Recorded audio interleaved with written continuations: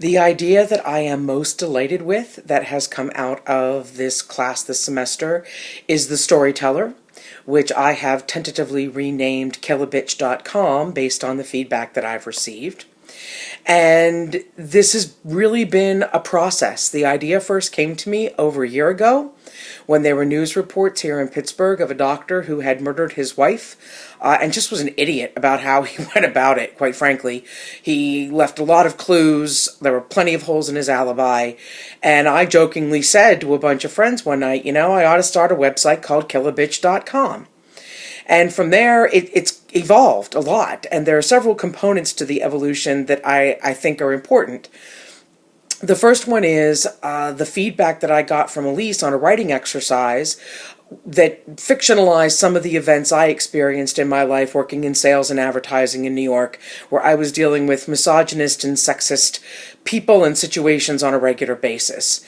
And one of the comments was, it would be great if you could find a place to work this in something that you're writing. And it dawned on me that I could take Winnie, the protagonist, and instead of making her a broke writer, I could make her somebody who was forced to leave a job because she blew her top after dealing with all of this sexist crap for a number of years. So that change was made. And then, although I started it as kind of a dark noirish comedy, thinking of Kiss Kiss Bang Bang in a lot of ways, what's come out of it for me is that it really is a vehicle to talk about anger. And the anger that is so prevalent in our society today. All you have to do is drive for 10 minutes, and it's obvious. I think a lot of people are miserable right now, and if they had an opportunity to kill somebody and not have to deal with the consequences, I don't know that they wouldn't think about it. So, that's a greater universal theme, I think, that's going on right now in society. And so it turned out to be a little bit bigger in terms of themes than I anticipated it to be. I also developed, in developing the story, realized that it had a few more twists that would make it a better story. And I want to give myself credit because sometimes writers can know where they want to go and plow that way regardless of what the characters might be telling them.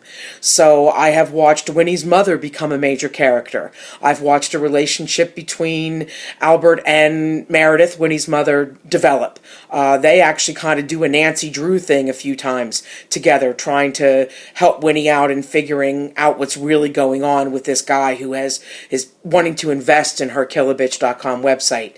So lots of process, and I really look forward to seeing where it goes. I ended up choosing it to write for my thesis, so I'm 80 pages into it on Sunday, November 29th, with about 10 or 15 to go to finish up the third act.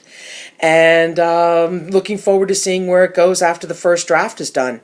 The rewrite process will begin and we'll see where it goes. But I really love the characters. I love the idea. I love the subtext of the overarching theme. And I completely see it as a viable option for a TV series. In fact, in writing it, I've realized that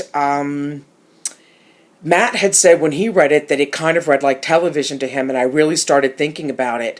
And I've got much shorter scenes, which is something that is more used in television than film. And there are a couple of other things that I've identified that made him think that it was more television. So I'm open to the fact that I may have written a 2-hour pilot movie for the TV series, because I completely see this being a TV series with Winnie being a literary Dexter of sorts and offering people a way to release some anger and frustration without ending up in prison. So that's the story that I love the most that has come out of this semester, although I really, really love Babushka. And I really am going to write The Ride. So those were both inspired by personal experiences, people I know. And so we'll see where it goes. But for now, The Storyteller is the one that's most developed, and I'm really looking forward to seeing where it goes.